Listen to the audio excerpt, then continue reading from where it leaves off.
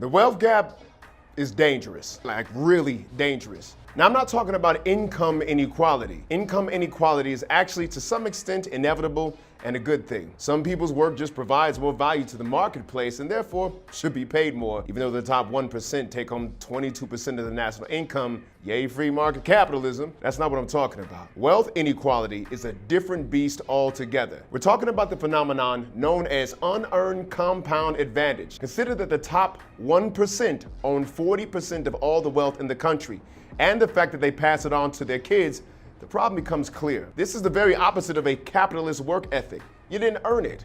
While we all dream of living like this, the consequences could lead to a collapse the likes of which the country has never seen before, and we've seen some pretty rough times here. Money buys political speech these days, which buys laws that protect those who are already rich. This means that the noose tightens around the common folk when your only avenue into politics is voting. And these changing laws mean that banks eventually could get deregulated and you lose the legal power to fight corruption and ultimately have to take what's given to you in terms of the wages that they set for you to live on. Notice, everything's more expensive, but wages have been pretty stagnant since the 80s. Thanks, Ronald Reagan, for busting up the unions. The trend is undeniable and is especially hazardous to people of color. Don't believe me? Forbes magazine columnist Martin Sherman's September 2017 article detailed that the median wealth for Black and Latino families could hit zero by the year 2050. And it's not because we buying too many Nikes, rims, and acrylic nails. It's because the interest accumulated to the wealthy is growing faster than the economy itself.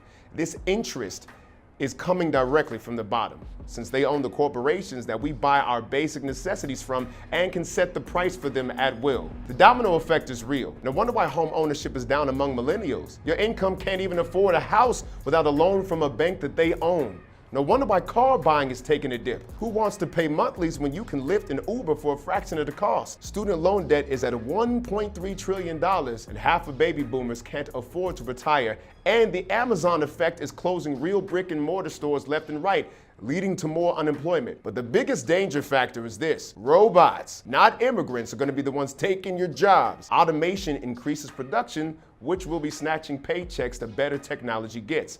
ATMs and automatic checkout machines are already here, and this is just the beginning. These are the real terminators of the future. The only answer is to figure out a way to hustle in this new economy and not rely on traditional means. We have the opportunity to chart a new course and maybe even create a new commerce system. But don't count on the wealthy giving up any advantages. It may have to all crash before we can build something new. I'm Theo E.J. Wilson with ClipHash. Until next time.